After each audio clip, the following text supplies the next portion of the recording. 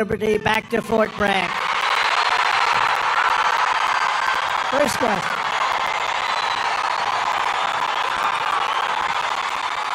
Right? So here's what we do. We get elected. I'm doing it. And we're leading in all the polls. We should get elected, but remember this, they cheat like hell. We got too big to rig. We need too big to rig. So I just appreciate being here. You know, we did win 2 world wars from Fort Bragg, right? So this is no time, look at that big guy. This is no time to be changing names, but we're going to do that. We're going to do everything we can. We're going to get it back. We're going to bring our country back. We're going to bring our country back. Thank you, everybody. Let's have a little fun, right? Okay, good.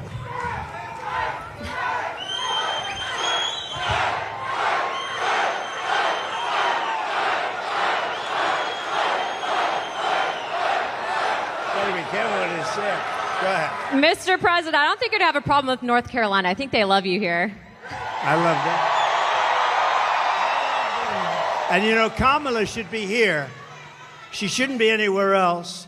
And they're missing $1 billion that they gave to migrants coming into our country.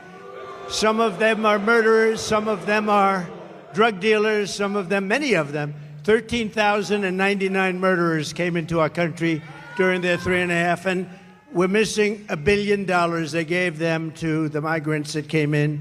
And now we don't have the money. We'll do it. But they don't have the money to take care of. That's why they're giving you lousy treatment in North Carolina in particular. And we don't like that, so we're going to let it be known. And they have to get a lot better because people are not happy. Well, you're absolutely right, Mr. President. And before we start with the town hall, I actually wanted to mention that one of your friends here is Silk. Oh. Silk, are you here? Where are you at? Oh. Where? Oh. I'll tell you, she is my friend, too. And she is my friend.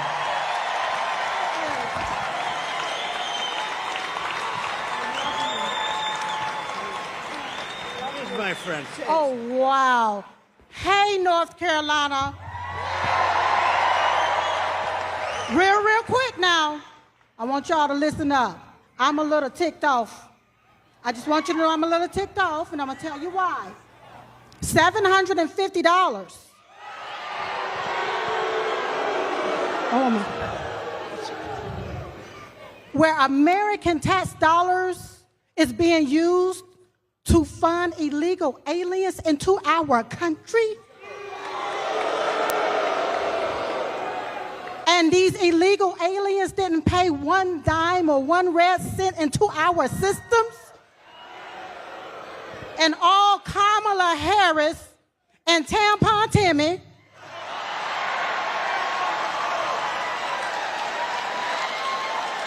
want to give us $750?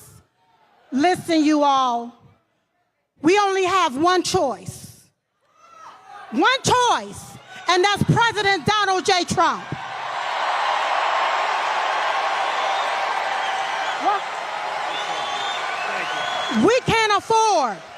We cannot afford another 4 years of this, so you're going to have to vote like your life depends on it. Like when you're taking your breath and it's your last breath and you need that vote in order to breathe, that's what you're going to have to do. So you're going to have to, I'm almost finished, Mr. President. So what you're going to have to do, you're going to have to overvote the cheat. You're going to have to outrun the runway. And we're going to have to make it too big to rig.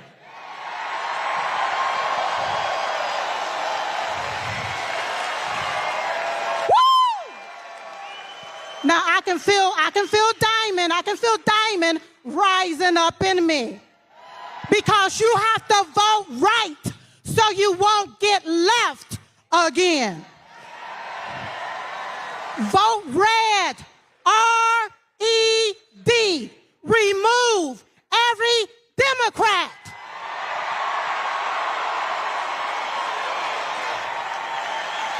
They gotta go. They gotta go.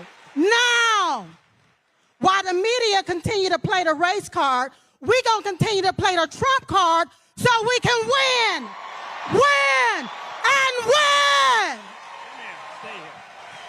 Thank you, everybody. Thank you. So, you know, it was 9 years ago, and my beautiful wife, our First Lady, we love our First Lady.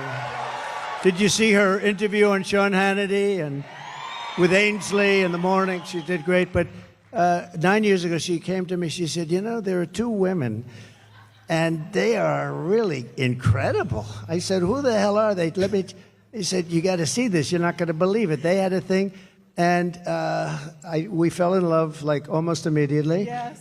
And her sister was just unbelievable, too. Yes. And she passed away like a couple of years ago now. It's a long time ago, it seems. It goes fast, right? But what a great combination. We love you both. They were loyal to me from day one. When they heard stuff, they said, that's a lot of crap. Day one. They were with me from day one. Day one. And that Trump sign gets bigger and bigger. I said, that's so nice, I want to buy one for myself. But don't you worry, Mr. President, I'm going to give you one. I mean, I don't worry, That's but right, you know baby. what? Yes. You know what? We appreciate your loyalty, your friendship. Thank you. And I saw Silk backstage. I said, I'm bringing you upstage. I'm going to bring you upstage. And we miss your great sister. Yes. And we love you. And thank you very much. I love you so thank much you. more.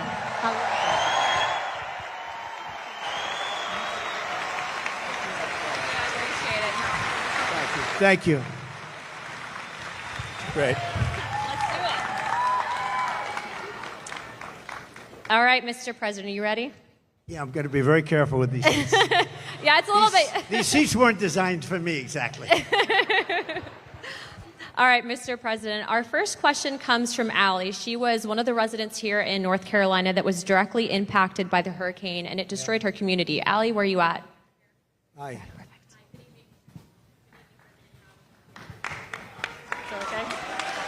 Good evening, President Trump. My name is Allie, and I'm from the foothills of North Carolina. Our entire community has been decimated. Thank you, President Trump, for visiting the disaster sites to bring attention and donating millions in relief. Thank you, Allie. This week, we have learned that not only did 13,000 murderers illegally cross our border, but FEMA is out of money because they have been providing $9,000 to every illegal. Enough is enough. We must put Americans first. How soon will you start deporting the murderers? So let me just tell you that you're right about that. It's 13,099 to be exact. And murderers, many of these people murdered more than one person. One did 7. These are not people we want in our country. So this was, I guess, released by somebody that loves us, maybe in Border Patrol. We don't know exactly where the numbers, but these are certified numbers. And you had 16,000 drug traffickers. You had numbers that nobody's ever seen, 645,000 criminals overall. They're in our country. Nobody has any idea. They're from places unknown. Nobody knows who they are, what they are, but we know that we have over 600,000 people released into our country, along with the ones that you were talking about, the 21,000. But of them, 13,000, more than 13,000 are murderers. And some were on schedule to die. They were scheduled for the death penalty. And we have them now nicely ensconced in our country. I'll tell you what, we have the worst president and the worst vice president in the history of America. They are horrible. They are horrible. That could happen, and just the concept of open borders doesn't make sense. You know, we built 500 miles of wall more, and we're going to add another 200, much more than I said I was going to do. And that's why we had the best numbers ever. Oh, the chart. So you know the chart? My favorite chart, Allie. My favorite piece of paper, my favorite chart. But we had a chart. Do you have something up here that could show? Oh, I love that. I love that chart. Oh, I love that chart. If I didn't look to the right, I wouldn't be going to Butler tomorrow. You know, we're going to Butler tomorrow. If I didn't look over, So, no, but that, if you look at the chart, at the arrow on the bottom, that shows the lowest number in the history of our country. That was the day I left office. And these clowns took over, and what they've done to our country, between that and so many other things, what they've done to our country. But, you know, I view inflation was the worst we've ever had, I think. They say, oh, it was only in 48 years. Somebody, one of the fake news back there, they corrected me one time. They said, no, 48 years. Oh, okay. But it wasn't. I believe it was the worst that we've ever had. And that's been one of the big problems. But to me, and I know that you talk about the bad economy, you talk about all of the costs, and the costs are so bad. To me, the worst is the border, because it's like what they're doing is they're destroying our country. And it's not easy. We're going to get them out. We're going to have the largest deportation in history. I'm not proud to say that either, but it's a tough thing to do. And we're going to get, Anna, we're going to get the criminals out. We're going to start with the worst of them, and we're going to get them out. And you know who's going to help us? Local law enforcement. Local law enforcement. They're going to be great. They know their names. They know their serial numbers. We're going to get them out. And, you know, very simply, we have a little thing called MAGA. Everybody here knows MAGA. It's called Make America Great Again. That's what we're going to do. We're going to make America great again. Thank you, darling. Really good question. Thank you. You know, Mr. President, to your credit, too, I think that's largely why you've actually outpaced every other candidate for president with the support from the Hispanic American community, because it's not just a race thing. We all want border security. So thank you, Mr. President. It's an incredible community that I don't know, it's just a very energetic. You know that, right? It's energetic. And they're very entrepreneurial, and they love our country. And we've gotten record numbers with the Hispanic community. And I don't know, it just works. It just works, so I appreciate it very much. Thank you. Thank you, darling, very much. Thank you, guys. All right, Mr. President, our next question is from John. He was a Green Beret captain who was actually kicked out of the military. I think he's going to share his story with you. 1 second. Hi. Good-looking guy. Thank you. Good evening, Mr. President. I'm John Frankman. I was a Special Forces Green Beret who was forced out of the military because of the COVID-19 vaccine mandate. That's good stuff, right? That's good. That's good. So the Biden-Harris DoD COVID-19 vaccine mandate was very damaging to the military. It forced thousands of service members out, and thousands do not want to join now. The Biden-Harris DoD has the lowest recruiting in modern history, and now they're pushing more woke training. So how do you plan to repair the military from the damage that was done and hold military leaders accountable? So I want to have them come back into the military with pay. And, you know, they've been talking about that, but it never happened. They never did what they said they were going to do. There should have never been a mandate. That should have never happened. You should have been given choice, as we say. We want choice in education, and we want a choice there, too. And that should have never happened. And, you know, we've lost some of our best people in the military, too. Did you leave? Did you leave? Did you ever take the vaccine or anything? I never did, sir. So you want a choice, yeah. And do you want it? Would you go back in if they were able to? As long as there's accountability, potentially. Yeah, no, there would be accountability, is right. We'll fire their asses. But there would be. We don't want to lose this guy. We want to get, he's central casting. We want to get him back in. Yeah, we're going to take care of it. I hope you do come back, or I hope you do very well outside, to be honest. Wherever you are, I just want you to do well. But we're going to get a lot of people coming back. They should have never had the mandate. The mandate was a big mistake, and they treated people terribly, terribly. Okay? Thank you very much. Great. Thank you, Mr. President. You look great. Thank you. We lost a lot of great people. Also in other, you know, in police forces, I mean, a lot of people were forced into doing things they didn't want to do. But I love that question. That's a great question. Thank you very much. I also, too, if I could, Mr. President, I don't think I've told you this story yet, but actually we had some of our friends that had been deployed, and one of our friends actually was shot pretty badly and ended up going to Walter Reed. And to put in perspective, there's a lot of politicians that will take photos with the military, but they don't care. But President Trump actually went privately, didn't ask for a photo opportunity, and he said thank you to our friend that had been shot in combat at Walter Reed. His heart's in it. He loves our community. And when I say that he has your back and he's going to make sure that they're accountable, he will. Thank you. Thank you very much. And I'll tell you, You know, we have a great military, we really do, but Walter Reed, you mentioned the name, and that hospital was unbelievable. The doctors are unbelievable. They had a lot of problems with getting there, getting to it, you know, managerially getting in to see. But we had the best doctors. They could do things that nobody else could do, and they got to see some really badly hurt people. And the level of talent at Walter Reed, it's just an incredible hospital. So we have to pay our due respects. You know, you hear so much about government-owned or whatever. I don't think there's a better hospital in the world than Walter Reed, so we should say that, right? Yes, sir. Yes, sir. Mr. President, our next question comes from an active duty service member here at Fort Bragg. They like it. Austin, where are you at? Oh, front row. That was good. Good evening, Donald Trump. Thank you. President, oh, never mind. I've never done this before. I'm an active duty soldier here at Fort Liberty, and I want to start off by saying I'm here in personal capacity. He meant Fort Bragg, right? Yes. Fort Bragg. It's all right, No. Are you not? You're not a soldier now? No, I am a soldier. I'm currently Yeah, active you are. duty. Okay. Good. But on a...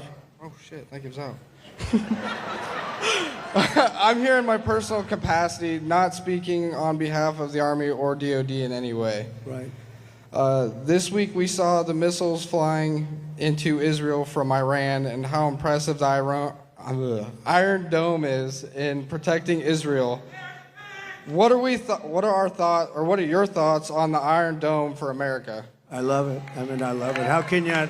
I love it. We're going to have it. One of the things I say, we're going to have an Iron Dome. Why shouldn't we have an Iron Dome? And you see how effective. So the other day, 287 big missiles, ballistic missiles, were shot into Israel. Every single one of them was taken down. Well, why shouldn't we have that? And it's all going to be made in the United States. You know, it was our technology. It's all going to be made in the U.S., and a lot of it's going to be made in a place called North Carolina, if you don't mind, okay? And I think I just learned the secret.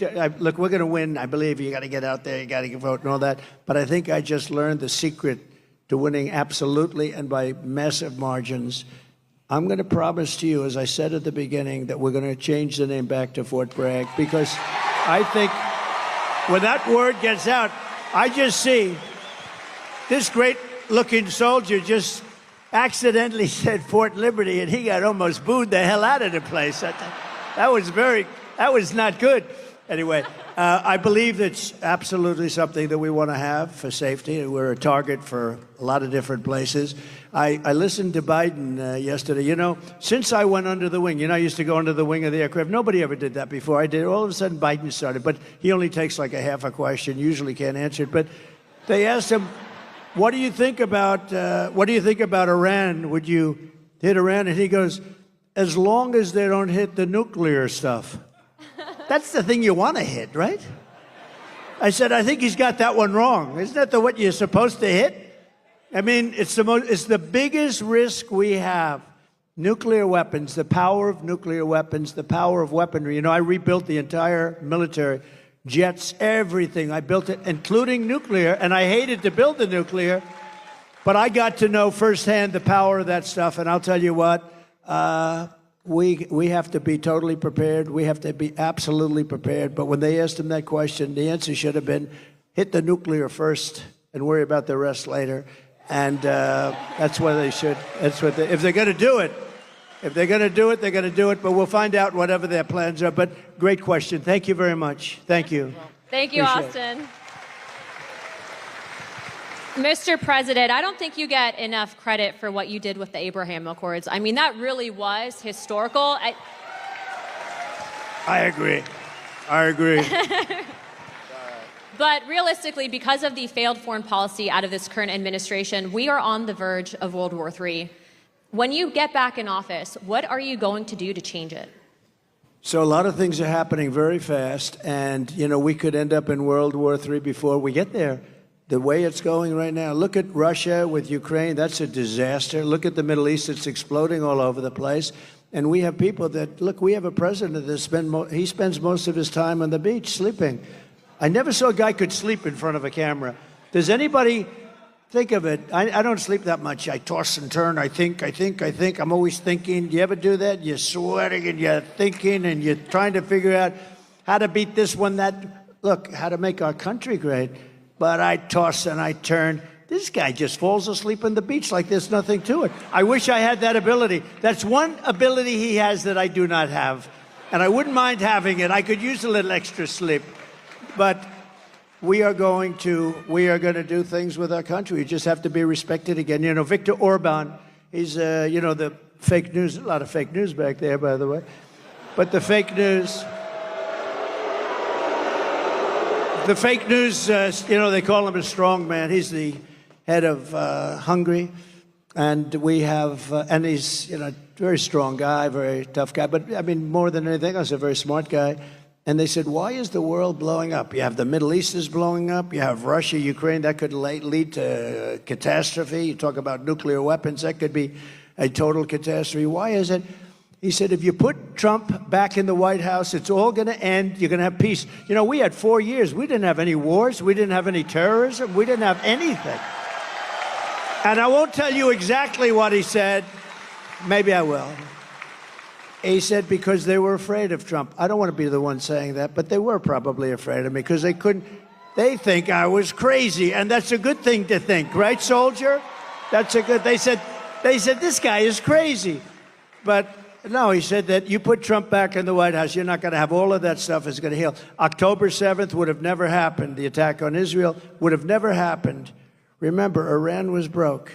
They weren't giving money to Hezbollah. They weren't giving money to anybody, any of these, they call them delegates of terror, a lot of different names, but it's always of terror. And there was no money for Hamas. And now you look, because you were such a big part of it, we had no attacks, we had no terrorism, we had no nothing. For 4 years and I wanted to talk about it during the 4 years, but that's never smart, right, Robert? That's never smart to do. So I didn't, but I talk about it a lot now. We had no attacks. We had none of this stuff going on. We defeated ISIS, by the way. We took ISIS. We defeated them in 4 weeks. It was supposed to take 5 years.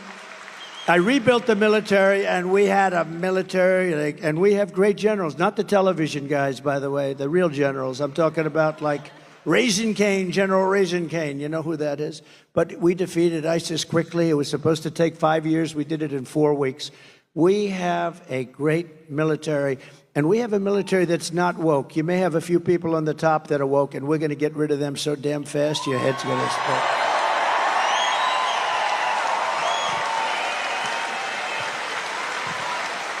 Yeah, he's not kidding. I mean, we've traveled around the world just on Codels, and every single world leader that we met with said that they needed you back because you'd be tough on China. They know that other people won't be tough on China, but you'll be tough on China. Well, even China likes us back. You know, China wants to see a little stability, too. But I charged China hundreds of billions of dollars in taxes and tariffs, and they paid it. And frankly, we had a good relationship with President Xi, but they paid hundreds of billions of dollars. No other president got them to pay 10 cents. Not literally, not 10 cents. Got hundreds of billions of dollars. And you know what? More importantly, they respected your country. They don't respect us anymore. They respected your country, and they'll respect us again. Amen, sir. Peace through strength. Our next question is from Sarah. Sarah is a VA advocate. Sarah, where are you at? Oh, perfect. Hi, Sarah. Again, we're working now. As you know, you talked about Walter Reed, sir, and I'll just say my husband is one of the most catastrophically wounded surviving service members, and you visited with him there many times. Wow. And this past July, you saw him in Charlotte. Yes, sir. Is he here? No? Not tonight, but you just saw him this summer, so he was so happy to see you this summer. Great. Yes, sir. Yes, sir. But I want to talk about all the advancements you made for community care, and you empowered veterans to choose their own providers. And Secretary Wilkie. And I was so proud to stand with you many times in the White House as you signed historic legislation and executive orders to take care of our military and veteran families. We've watched that community care access, where a veteran can choose his or her own provider. We've watched that be actively limited and actively rolled back.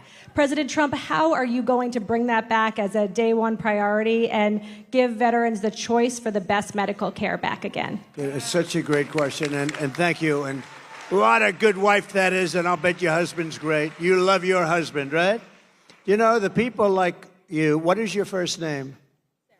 Sarah. People like Sarah are so important to our country because they take care of people that are great heroes, real heroes, and they take care. And if they didn't take care, or the hospitals would be unable to do it. They just would be there. This right now. I mean, with all of the migrants have taken over our hospitals. They've taken over our schools. We don't have anything, but people like Sarah, the job they do is incredible, and they do it out of pure love. They don't do it for any other reason. They do it out of pure love, and we have to help them. We have to help them because the medical costs would be unaffordable by our nation. It would be totally unaffordable. And it was better before, and I heard it sliding. I spoke with Robert before, and who did, by the way, an incredible job. You did an incredible job. Stand up, please. Stand up. And Sarah, thank you, Robert. You know, we had a 92% approval rating at the VA, 92%. Now it's down into the 40s. We had a thing called choice, where if you had to wait too long for a doctor, you know the story.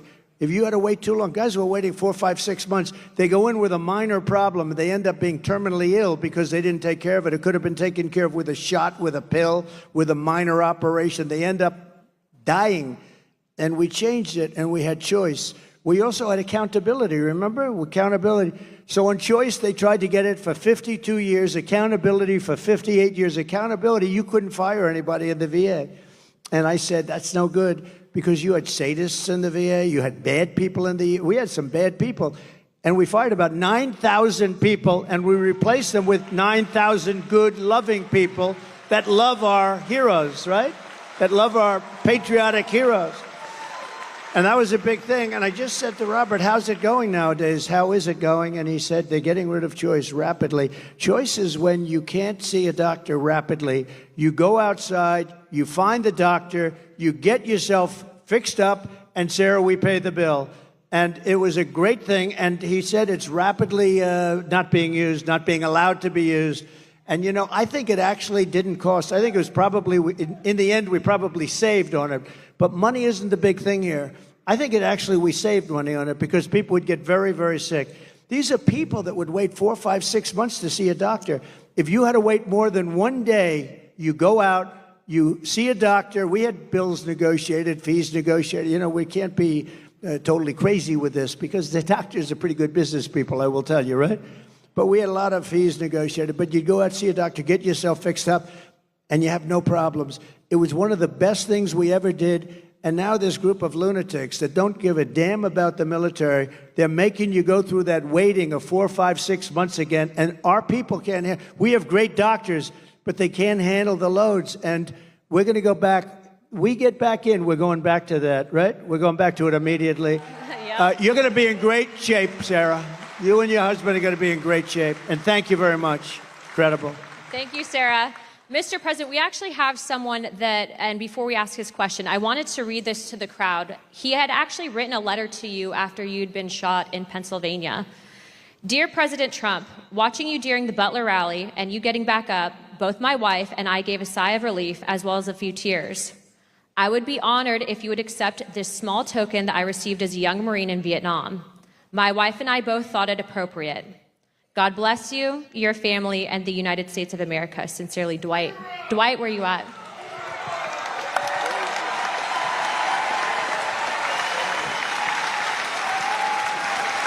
Thank you.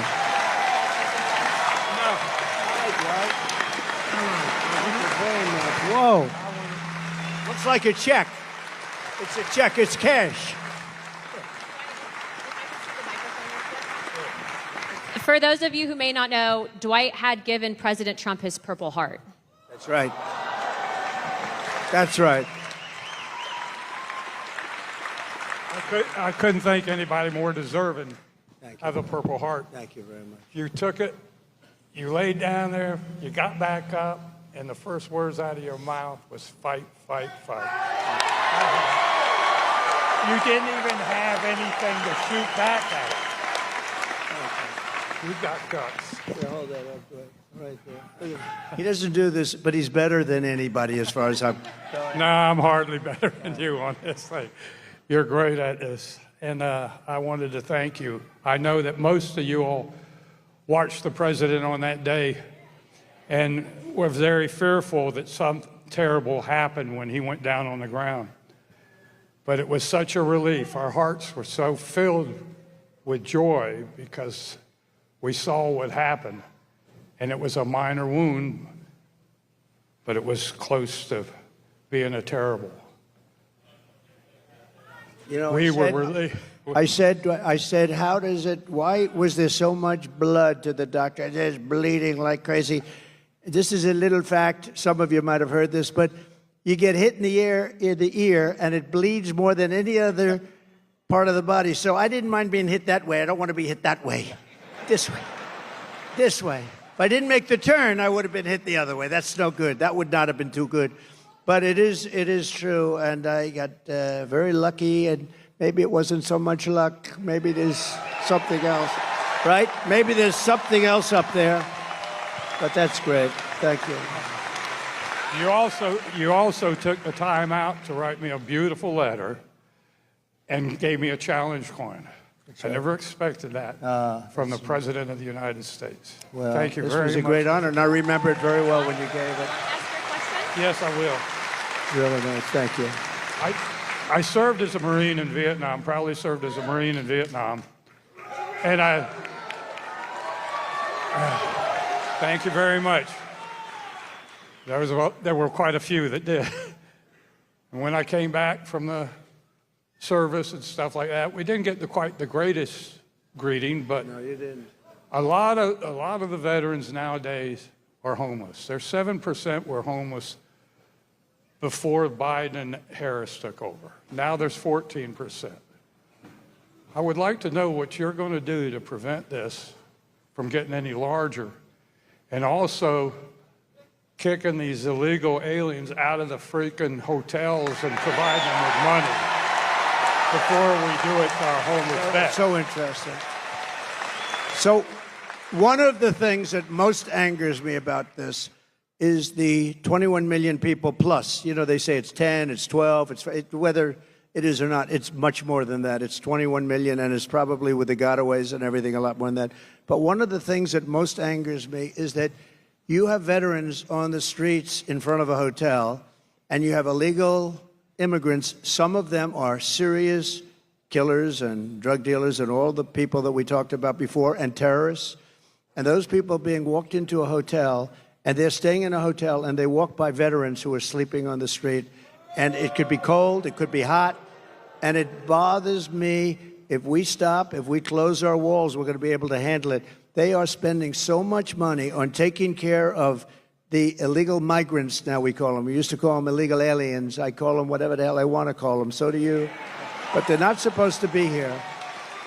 And we're going to close the wall. First day, we're going to do a couple of things. First day, we're going to drill, baby, drill, and we're going to close the wall. We're going to close it up. And we're going to have to take people out. We cannot have killers. Do we agree? Does anybody want to leave the murderers, the drug dealers in our country?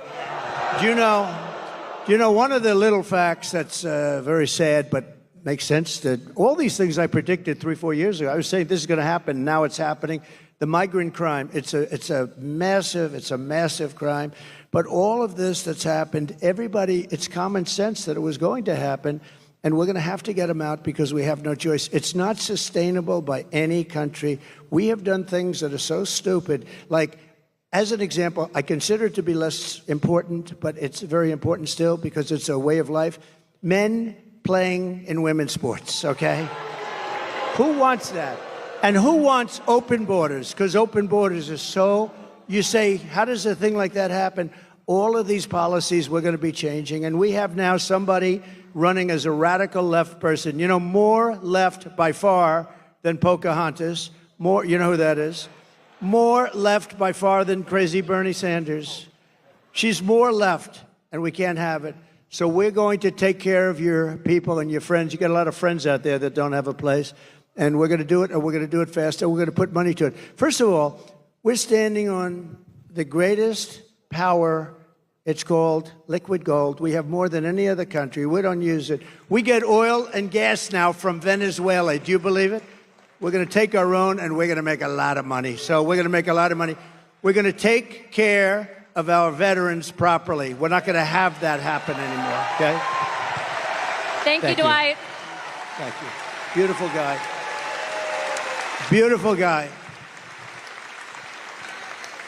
I think I'm going to stand. This chair is the most uncomfortable chair I've ever. First of all, it spins.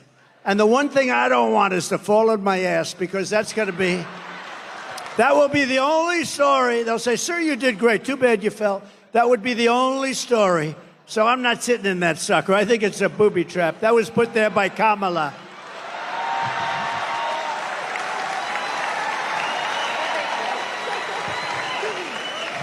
Well, that brings me to my next question. So you're talking on immigration and border security. So we all know that that's tied to national security. And the one thing that ticks me off is you have Kamala Harris, who runs on the fact that she's a minority woman. But yet she's done nothing about the 300,000 migrant children that have gone missing. Just real quick, how many parents are in this room? How many women are in this room that support Trump? As mothers, grandmothers, sisters, wives, would you ever tolerate children being trafficked?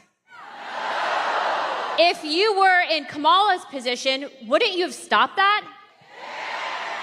President Trump, you've done more for not just the Hispanic American community, but I think women in this country, not just, I'm just going to toot his horn for a second. He's put women in positions of power, but the media won't cover that. They won't, because it doesn't fit their narrative. They want women to hate them, but guess what? We don't hate them, we love them, don't we? But I don't do it. I don't do it really for a pure, really great reason. I just do it because I want results. And I just find women to be smarter than men. Does that make sense? Men, you don't mind I do that every once in a while. It's not bad. Thank you. Thank you. Well, Mr. President, To follow up on that question, as a grandfather and a father, what are you going to do to stop the trafficking of women and children in this country, and specifically with the migrant children as well? So we had it down to the lowest number. You saw that on the graph. That included drugs. That included trafficking in women, mostly women and children. But you mentioned a number, to be exact, 325,000. Now think of that. You could fill up the biggest stadiums many times with this. 325,000 children are missing during the Biden reign. Now let's say her, because they made her, and you know it's funny, when you say Harris, right? Nobody knows who the hell I'm talking about. You say the Harris team, who nobody knows. So you have to say Kamala. So Kamala. But Kamala and Biden, 325,000 just during this almost 4-year reign. That's missing, but many of them are dead. Many of them are in sex slavery. Many of them are slavery, period. And they're gone, and never to be seen probably by their parents again, never to be seen. Their parents are all over the world looking. They're looking for them. And what we've done here is so horrible. 325. Can you imagine if that were me, where they were missing? This would be the biggest story. The fake news media never talks about it. You know what they're not talking about? And you know, Anna, you know what they're not talking about? They're not talking about something else that's very important. They are doing, this is Katrina, they are doing the worst job on a hurricane that any administration has ever done, and these people don't want to talk about it. They don't want to talk about it. People are saying it's the worst job, and you people know it. A lot of you people know it because you're here, but they've done the worst job. Kamala has done the worst job, and it's really like her because she was put in charge. Now she said, I wasn't the border czar. They shouldn't call. Well, she was always the border czar. She never went to the border until a little while ago. And then she made a speech like, I'm going to start getting very tough. Why didn't she do it 4 years ago? You know, you could always say, why didn't?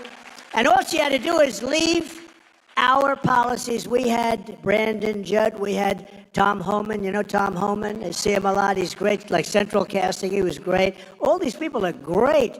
We have great people there right now, but we have some tremendous people. And you know, it's interesting with Border Patrol and ICE, it's really easier for them not to do their job, but they love the country. They really want to do the job. They're so disgusted when they have to let people, and you look at some people, you know they're criminals, and they have to let them go walking right by into our country. Now, we're going to straighten it out. It's going to be straightened out right. But 300, remember this number, 325,000 children are missing. That means many dead are missing during this administration. And that's almost unthinkable, and I can just imagine if that were us, it would be the worst story. They never talk about it. And the other story they don't talk about, and I'm doing this because we're on all that television, look at all that television. The other story they don't talk about is what a rotten job they're doing in North Carolina and other places with respect to the hurricane. They are doing a terrible job.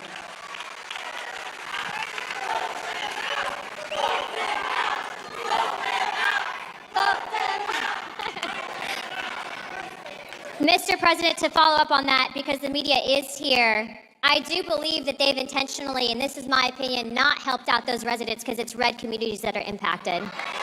Let's call a spade a spade. Do your job and do better. Anna, one thing. So Elon Musk, we all love Elon, you know, Elon.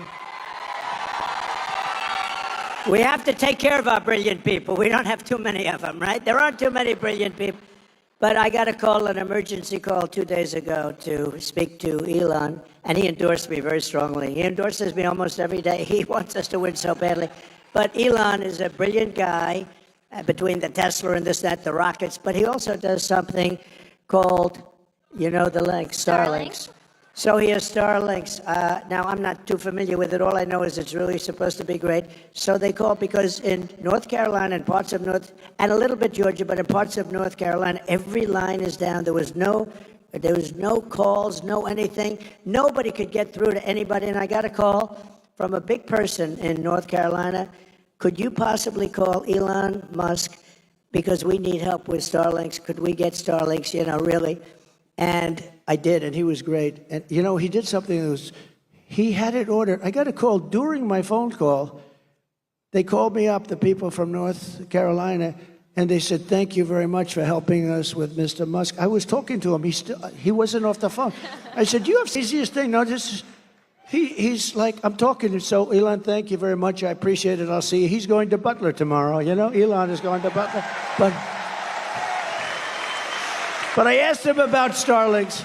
Would you be able to get a certain section of Georgia? They're going to fly them in with helicopters and everything else. Would you be able? And as I'm talking to him, they're calling me on the other line, thanking me for getting it. So I got to ask him what the hell that was all about, right? He's probably got some little contraption that he's going like this as he's talking to me. He's incredible, that guy, I'll tell you. But he got a tremendous for Georgia and for North Carolina, the Starlinks. They got here's the one thing they have to do. They have to distribute it. They have to get it out there. He got it here, but they have to get it out there. They're not getting it out. That's FEMA. They've got to get it out. So important.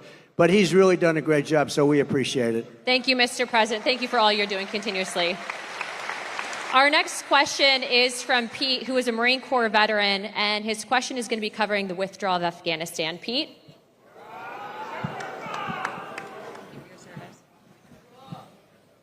Mr. President, I am Pete from North Carolina, and also a Latino for Trump.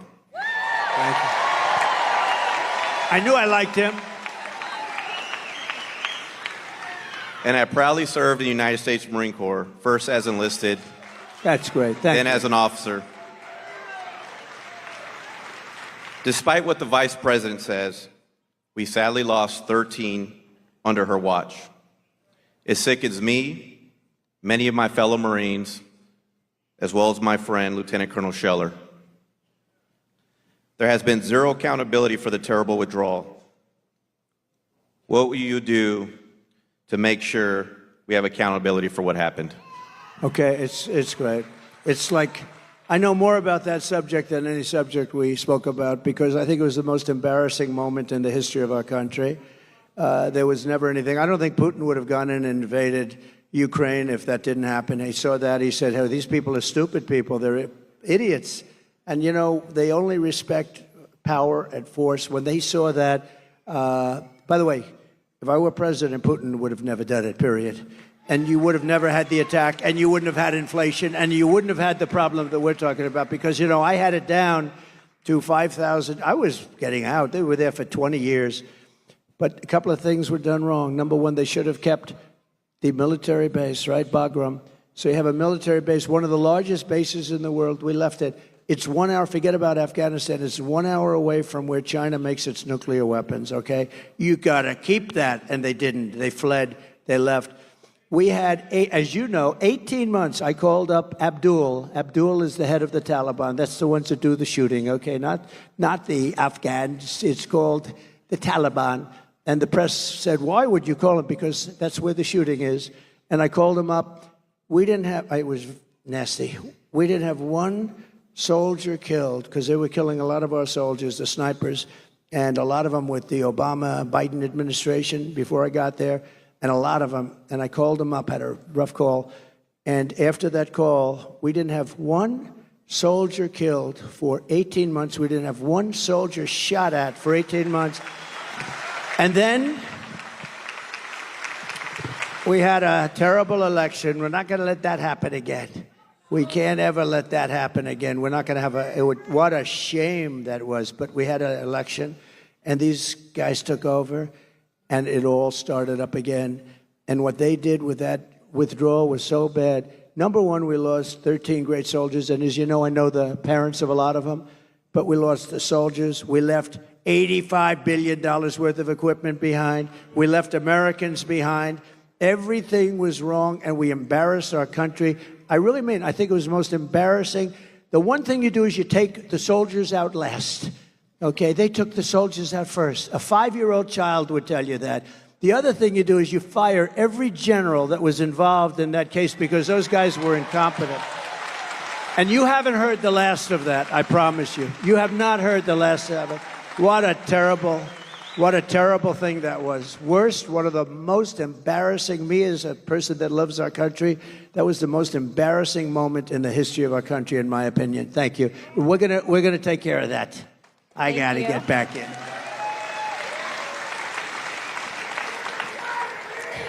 Mr.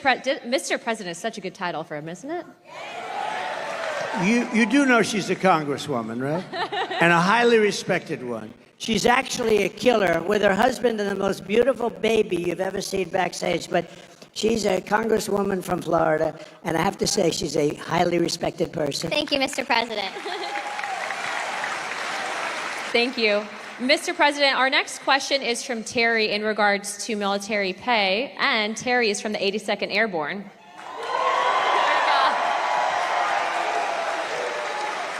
Mr. President, thank you for being here. My name is Terry. I have had the honor of serving with the mighty 82nd Airborne.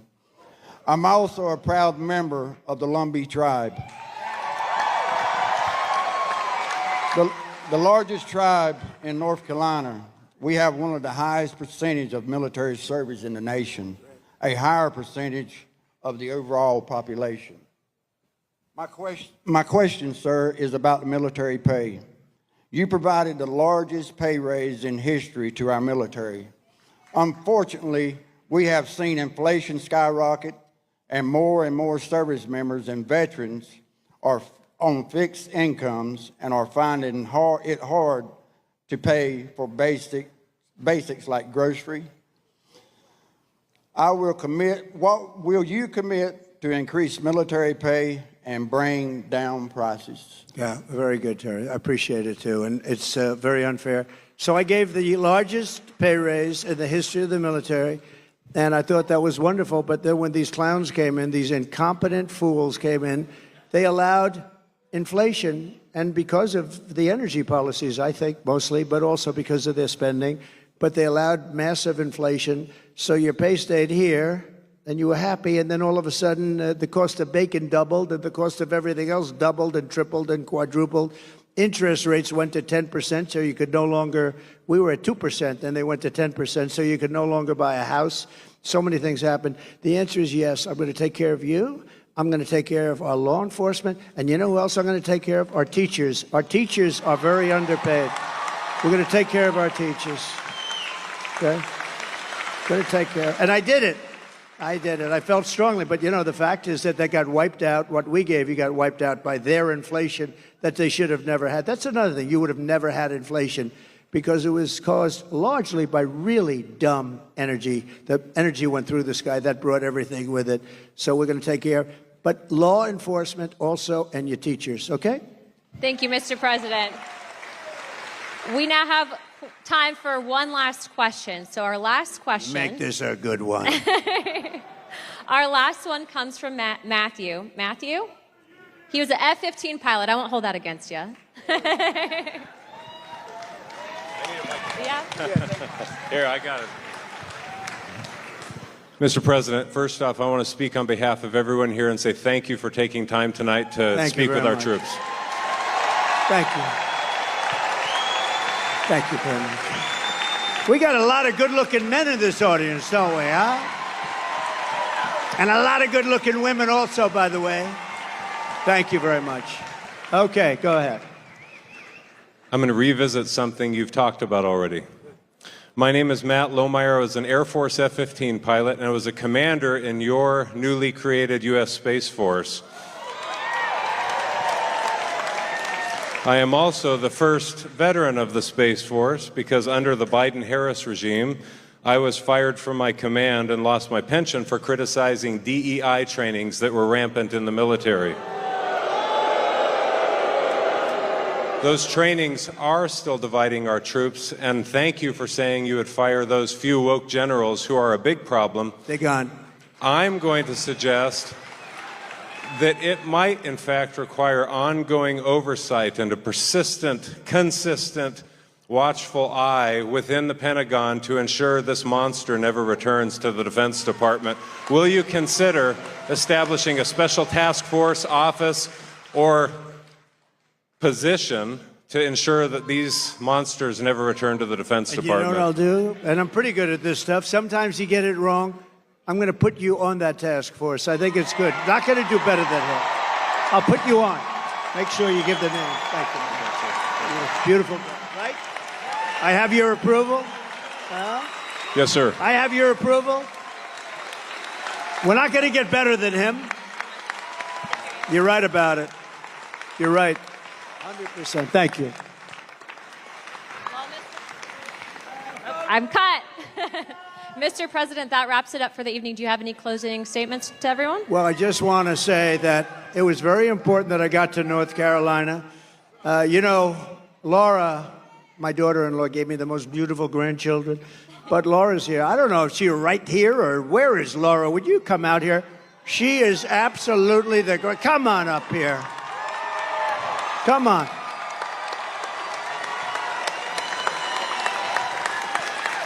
She comes from right around here, and she loves this state. And you better be careful because I'm going to blame her if anything happens in this state. That's true. I said, I'm going to blame but we're her. going to win North Carolina, are we not?